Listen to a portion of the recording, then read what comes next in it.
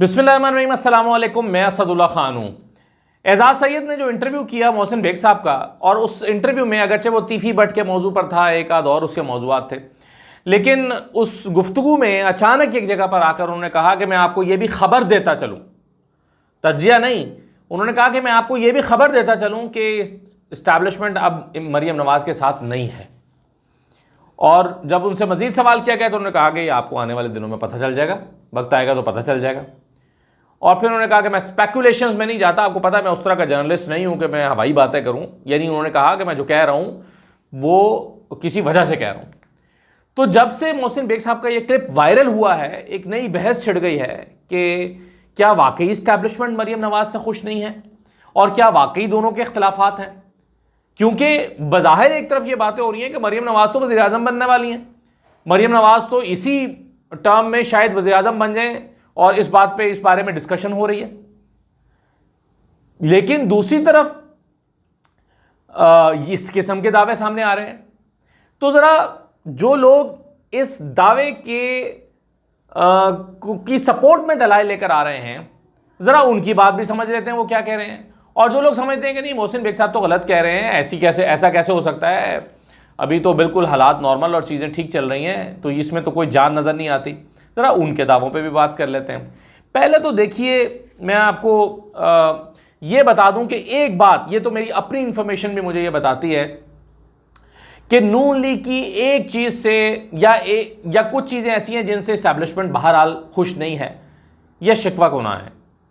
वो समझते हैं कि नून लीग ने बतौर मजमूई एक जो चीज़ की है, जो एक चीज़ वो नहीं कर सके हैं, वो ये है कि एक ऐसा बयानिया नहीं बना सके जिसमें इमरान खान की मकबूलियत कम हो और अपनी मकबूलियत को बेहतर कर सके।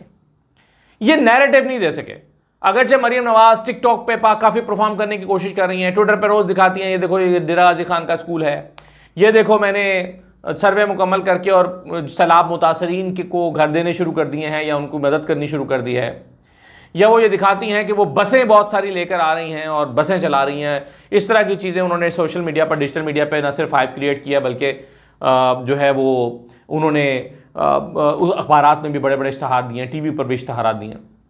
लेकिन नैरेटिव नहीं बन पा रहा इस बात का, क्योंकि नैरेटिव का मुकाबला नैरेटिव से होता है, नैरेटिव का मुकाबला परफॉर्मेंस से नहीं होता। क्योंकि अभी जो 2024 का इलेक्शन हुआ परफॉर्मेंस पर नहीं हुआ, लोगों ने, किसी ने पूछा ही नहीं कि परफॉर्मेंस किसकी क्या रही है। इमरान खान की परफॉर्मेंस क्या थी, किसी ने नहीं पूछा। मरीम नवाज या नून लीग की परफॉर्मेंस क्या रही है, किसी ने नहीं पूछा। परफॉर्मेंस पर तो इलेक्शन ही नहीं हुआ, इलेक्शन हुआ है नैरेटिव पे, और जो अगला इलेक्शन है वो भी नैरेटिव पे होना है, वो भी परफॉर्मेंस पर नहीं होना, वोट पर ना है, नैरेटिव के ऊपर, अगर जेन्युइन इलेक्शन होना तो एक बात पर तो मरीम नवाज से, नून लीग से शिकवा है इस्टेब्लिशमेंट को, और ये मैं आपको अपनी ज़ाती मालूमात की बुनियाद पर भी बता रहा हूं कि यार ये नैरेटिव नहीं बना सके। बहुत सारे जो इस्टेब्लिशमेंट के करीबी लोग हैं वो बार बार उन्हें कहते हैं, उन्हें बताते हैं कि भाई देखो, आपसे लोगों को कोई चिढ़ नहीं है, आपसे लोगों की नफरत नहीं है, आपसे लोग इसलिए चिढ़े हुए हैं क्योंकि आप इनको लेकर आए, यानी आप पर तनकीद इनकी वजह से हो रही है। अगर आप इनको ना लाए होते तो आपसे लोगों की कोई लड़ाई नहीं है। और बात बिल्कुल ठीक है कि अगर इमरान खान की हुकूमत को घर भेज के जनरल बाजवा ने ये एक खेल ना खेला होता और फिर अपने उस इकदाम को दुरुस्त साबित करने के लिए गलती दर गलती और फिर उसके लिए जाली इंतखाबात, और फिर जाली इंतखाबात के तहफ़्फ़ुज़ के लिए 26वीं तरमीम, और उस 26वीं तरमीम के तहफ़्फ़ुज़ के लिए फिर ये सारी खराबियां जो बाद में हुई हैं, अगर ये नून लीग को लाने के लिए ये सारा कुछ 2-2.5 साल में, 3 साल में जो कुछ हुआ है ये ना किया गया होता तो इस्टेब्लिशमेंट से किसी को क्या चिढ़ थी। बल्कि इस्टेब्लिशमेंट के तो डंके बजते थे, रोज़ाना मुफ्त में तशहीर होती थी, लोग नारे लगाते थे, अगर कोई फौज के खिलाफ बात करता था तो उसके खिलाफ गालियों का तूफान आ जाता था। डिजिटल मीडिया पर इतनी ज़बरदस्त सपोर्ट थी इस्टेब्लिशमेंट की कि इस्टेब्लिशमेंट अगर यानी पे करके भी किसी से कराती या कोई भी इदारा दुनिया का पे करके भी कराता तो इतनी सपोर्ट ना मिलती जितनी डिजिटल मीडिया पर आवाम के अंदर इस्टेब्लिशमेंट और फौज की सपोर्ट थी। तो खराबी कहाँ शुरू हुई? इनको लाने की वजह से। तो आज भी कई लोग इस्टेब्लिशमेंट को ये बात बताते और समझाते हैं कि देखिए, आपको जो बुराई मिल रही है वो तो इनकी वजह से मिल रही है, और ऊपर से ये बयानियां भी नहीं बना पा रहे और बना भी नहीं रहे बयानियां, और अंदर में, दिल में ये अपने शिकवे रख के बैठे हुए हैं।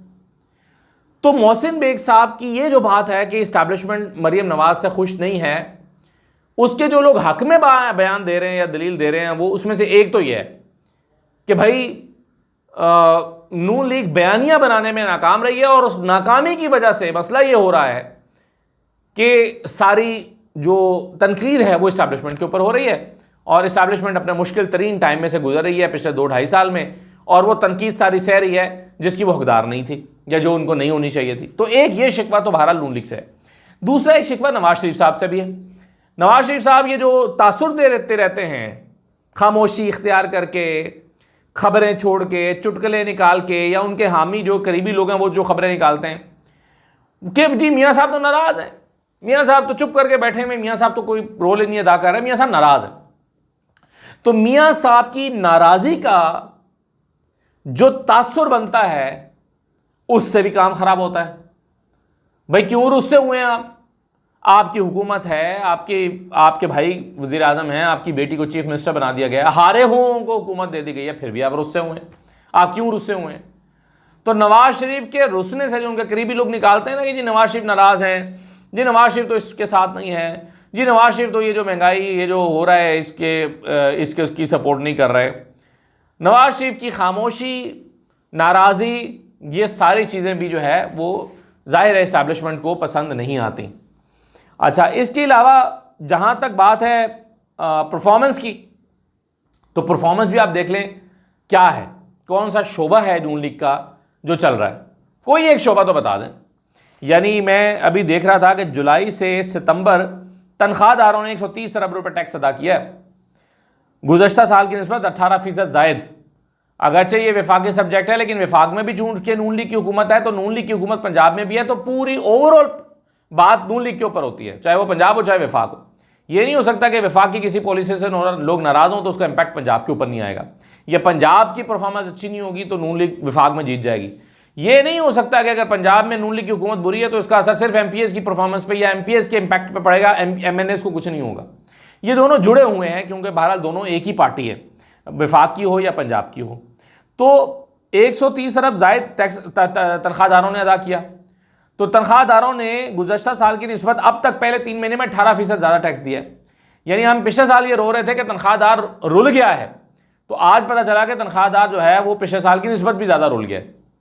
दूसरी बात यह है कि चलें, अगर तनख्वाहदार रो रहा है तो ताजिर तो खुश होना चाहिए, लेकिन क्या ताजिर खुश है? ताजिर भी रो रहा है। समझा जाता है कि ताजिर तो नून लीग के हैं, सारे ताजिर तंजीमें नून लीग की हैं, लेकिन आज आप ताजिर से पूछें वो अपना पेट आपको उठा के दिखाएगा कि भाई ये 2 दिन से खाना नहीं खाया। ताजिर आपको बताएगा कि भाई अगर मैं बच्चों की फ़ीस दे दूं तो घर का किराया नहीं है, अगर घर का किराया दे दूं तो कोई बीमारी आ जाए उसके पैसे नहीं है। सफ़ेद पोश तबका इस वक्त रुल गया, सफ़ेद पोश तबका बहुत परेशान है, और लोगों का जो भरम था एक वो ख़त्म हो गया है। लोगों के पास अपनी तनख्वाहों में या छोटे कारोबारी लोगों के पास अपनी जो इनकम है उसमें गुजारा करने का जो है वो क्या हालात नहीं है।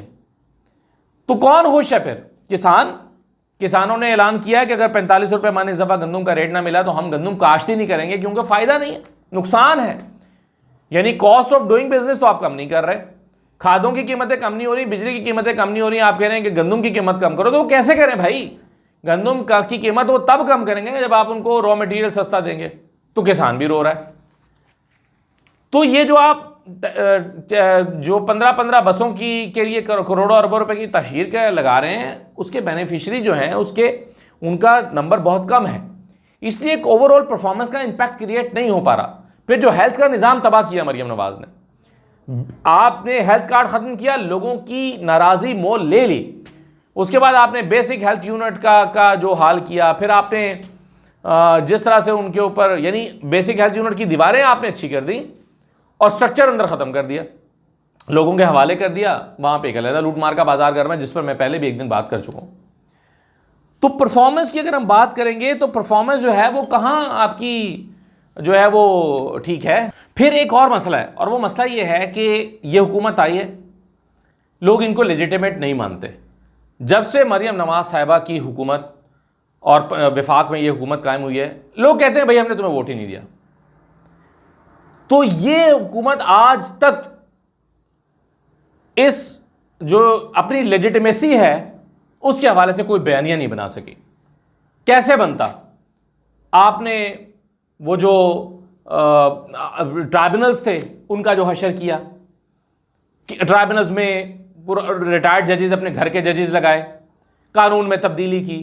ये सारा लोग अंधे तो नहीं है, लोगों को नजर आता है, लोगों को नजर आ रहा है कि भाई आप इस इलेक्शन की स्क्रूटनी को रोकने के लिए न जाने क्या कुछ कर रहे हैं, कानून में तब्दीली करते हैं, ट्राइब्यूनल्स को रोकते हैं, आप जो है वो 26वीं तरमीम लेकर आते हैं। तो जब ये सारे इकदाम आप उठाएंगे, आपके लॉ मिनिस्टर उठाएंगे, आप एक घर का जुडिशल कमीशन बनाएंगे, उसके जरिए जजों की अपॉइंटमेंट कराएंगे, लाहौर हाई कोर्ट से 15वें नंबर का जज उठाकर लाएंगे, उसको इस्लामाबाद हाई कोर्ट में लगाएंगे, इस्लामाबाद हाई कोर्ट के सीनियर 3 और आइन पसंद जजेस को उठा के नीचे कर देंगे, तो लोगों को पता नहीं चलेगा कि आप ये सारी कहानी क्यों कर रहे हैं। तो ये सारा कुछ जो आपने किया है, इसके नतीजे में लोगों का गुस्सा, झुंझलाहट और बढ़ी है।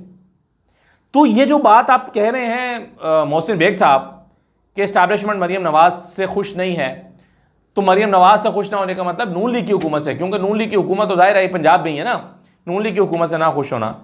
तो इसके हक में दलाइल देने वालों का मुकदमा यह है कि ये सारा कुछ जो हो रहा है इसमें कहां पर रिलीफ मिल रहा है इस्टेब्लिशमेंट को। बयानियां आप नहीं बना सके, परफॉर्मेंस आप नहीं दे सके, महंगाई इतना बड़ा मसला है इस वक्त लोगों का, महंगाई को आप काबू नहीं कर सके। मार्च अप्रैल में आपने कह दिया कि देखो जी, यानी किसानों का आटा आपने रोल दिया, आटा सस्ता हो गया, देखो जी इस महंगाई कम कर दी। फ्रेश सब्जी मार्केट में आई थी, मार्च अप्रैल में बाहर आती है, फ्रेश सब्जी आती है, सब्जी थोड़ी सस्ती हो गई, देखो जी महंगाई कम हो गई। आज क्या हालात है? 500 रुपये किलो टमाटर, 600 रुपये किलो टमाटर, 700 रुपये किलो बाज़ इलाकों में टमाटर, और 300 रुपये किलो से कम कोई सब्जी नहीं मिलती।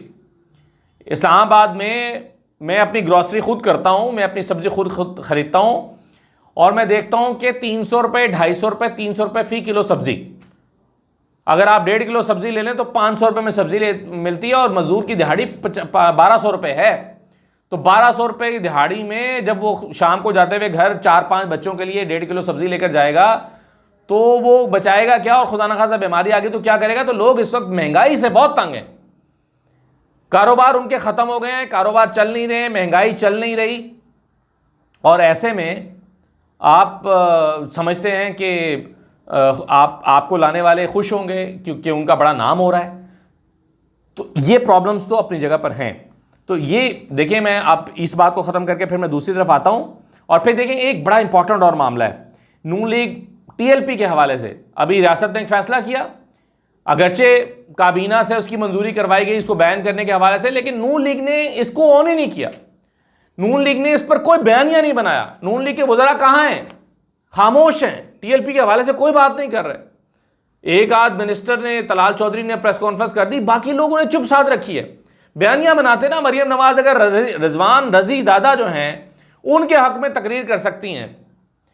मरियम नवाज रोज़ाना जलसों में खिताब कर रही हैं, और एक इररेलेवेंट किसी और जलसे में खड़े होकर रिजवान दादा का, अगर वो रजी दादा जो हैं उनका अगर मुकदमा बयान कर सकती हैं, तो बताएं ना कि भाई TLP पे क्यों पाबंदी लगाई है। चुप साध रखी है, इस पर नहीं बोल रही, क्योंकि सियासी तौर पर इसका उनको नुकसान होगा और लोगों की नाराज़ी मोल लेनी पड़ेगी।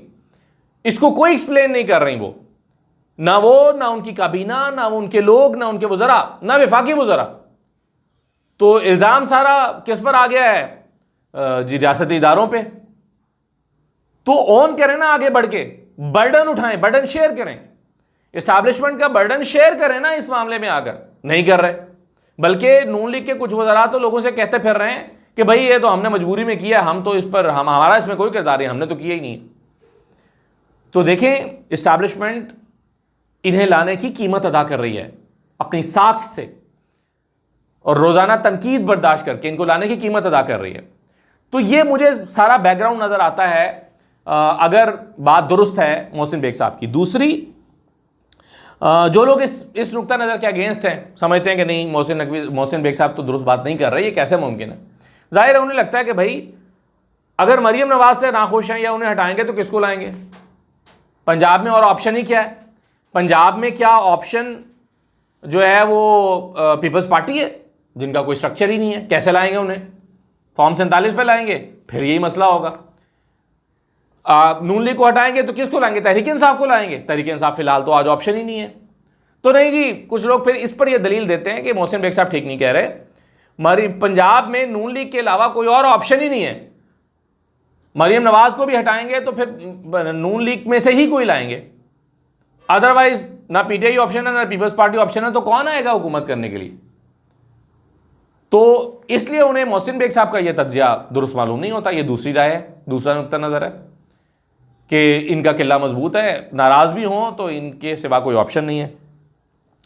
तो ये जो है वो इसके दोनों हवाले या दोनों इसकी जो साइड्स हैं उसको अगर आप देखें तो आप इसको यूं एनालाइज करते हैं कि क्या जैसे कि मैंने कल के व्लॉग में या शायद सुबह आपने देखा कि जिसमें मैंने कहा था कि मरीम नवाज साहिबा यानी बिलावल के साथ खींचातानी में इसलिए गई हैं, वो चाहती हैं कि अगली वज़ीर आज़म बनना है, और नवाज शरीफ साहब तो चाहते हैं कि इसी टाइम में बन जाएं, उनका रास्ता हमवार हो जाएगा। इससे पिछले व्लॉग में मैंने इस पर तफसील से रोशनी डाली थी, तफसील से इस पर बात किया, आप उसको अगर नहीं देखा तो आप देख सकते हैं। तो जहाँ एक तरफ वो अपने विफाक में आने के लिए, वज़ीर आज़म बनने के लिए पर तोल रही हैं, वहीं दूसरी तरफ जो है वो मोहसिन बेग साहब का ये दावा, तो इसमें ज़ाहिर है कुछ लोगों को अभी हज़म नहीं हो रहा, लेकिन वो कहते हैं आप चंद दिन में आप देखिएगा मेरी बात की सदाकत का आपको यकीन हो जाएगा। तो देखिए ऊंट किस करवट बैठता है। अगर वो ठीक कह रहे हैं तो मुमकिन तौर पर उसकी वजूहात क्या हो सकती हैं वो मैंने आपके सामने रख दी हैं। कमेंट ज़रूर कीजिएगा, बताइएगा कि आपकी इस पर राय क्या है। इजाज़त दीजिए, अल्लाह हाफ़िज़।